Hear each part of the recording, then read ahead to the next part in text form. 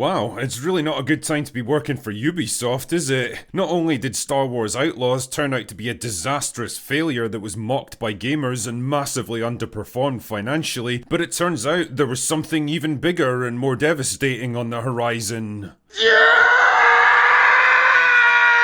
On the face of it, Assassin's Creed Shadows sounds like an easy slam dunk. An Assassin's Creed game set in feudal Japan, the land of ninjas, samurais, epic sword battles, and absolutely bitchin' haikus. It was practically tailor-made for a stealth combat series like this. Then the trailer came out and we got our first proper look at the game's protagonists.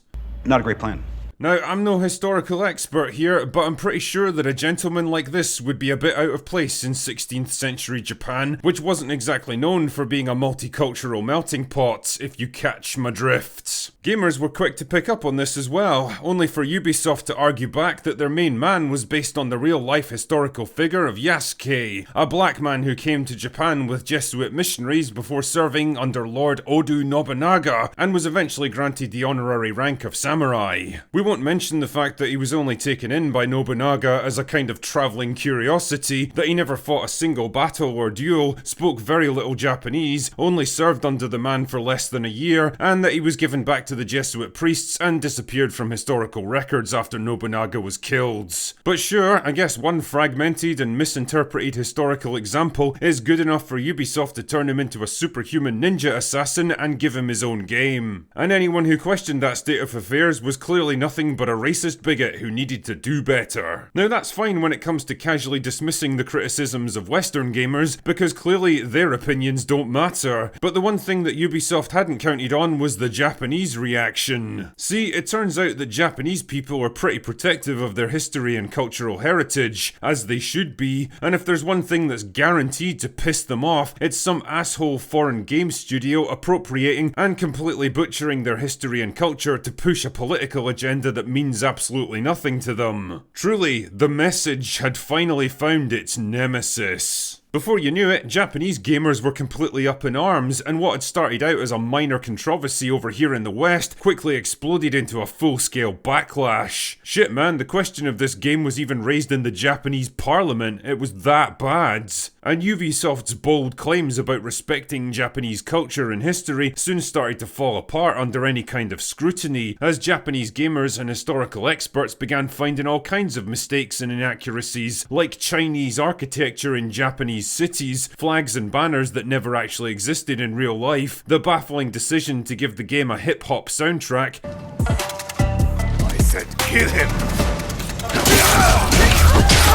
And perhaps worst of all, the licensed character statue of the game's female supporting character perched on top of a half-Tory gate. Which is a bit unfortunate because in Japan, that's an iconic symbol of the atomic bombing of Nagasaki, so needless to say, it didn't go down too well. Even a friendly New York Times article that tried to put all the blame on Western audiences and pretend that Japanese gamers were totally cool with the game was exposed as bullshit when the so-called Japanese expert they interviewed was revealed to have worked for Sweet Baby Inc.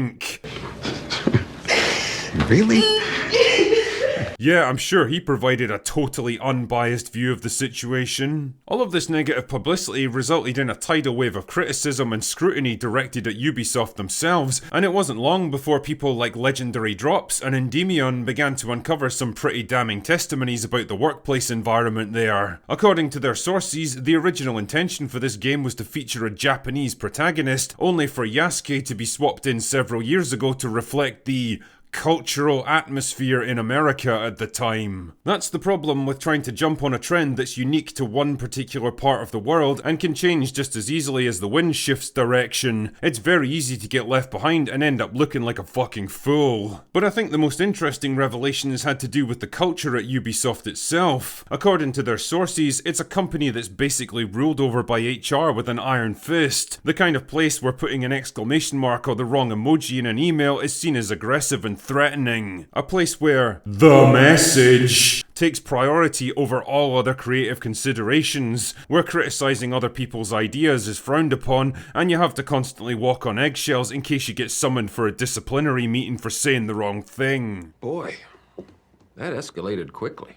The end result of all this stupid shit is to create a culture of toxic positivity, where every idea, no matter how retarded, has to be given equal weight, where every person, no matter how whiny or incompetent, has to be afforded equal respect, and where it's almost impossible to produce a good end product because nobody can ever be challenged to do better. It's the logical end result of allowing your organisation to become infested with ideologues and perpetually offended serial complainers, instead of actual productive workers who are motivated to make something great. People who just refuse to accept criticism or different points of view, who aren't interested in working hard to bring out the best in others. People whose only real priorities are themselves. And where exactly did it get them? Well, Ubisoft have been forced to withdraw from the Tokyo Game Show in absolute humiliation because they know they'd get destroyed if they dared to show their faces there. And more damagingly, they've had to delay the game itself, which was supposed to be one of their big launches this year, to at least 2025 while they scramble to fix the problems they've created for themselves. Will they actually remove Yasuke as the protagonist? Probably not, if I'm honest, because if they did, they'd have to deal with a full-scale internal revolt, and it would be seen as the ultimate victory for all the toxic gamer bros out there. The thing is, the negativity around this game has grown so huge that they'd probably be better off not releasing it at all. Once you've burned your reputation with your game's audience, it's pretty difficult to get it back without a major course correction, and I really don't think they have it in them at this point. You truly do reap what you sow, and I think 2024 is the year that Ubisoft found that out to their costs.